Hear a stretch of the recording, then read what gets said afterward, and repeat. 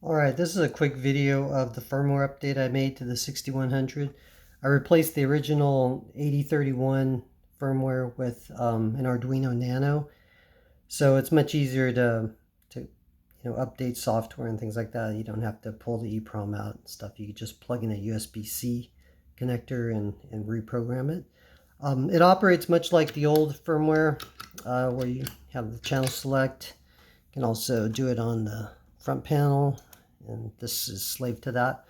One of the features that I added, which the other one had as well, is if you want to assign MIDI, say this is my MIDI pedal, so if I hit clean, I can hit the store button here and this will flash twice. It's a little bit better indicator than the original software. Same thing if you go to channel 2 here, well actually MIDI 2, select channel 2 and store.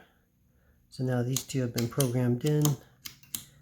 Currently this doesn't do anything, but if you hit this channel and then you go to channel 3, stores that as well. So now you have all 3 MIDI channels stored in the unit. It also saves the last channel you're on. So say you left on crunch, shut power off, come back on, and then it'll start on crunch. Same thing with lead. Start here on the red channel, shut off, come back on. It'll be on red. So anyways, that's some of the features. Just email me if you guys have any questions.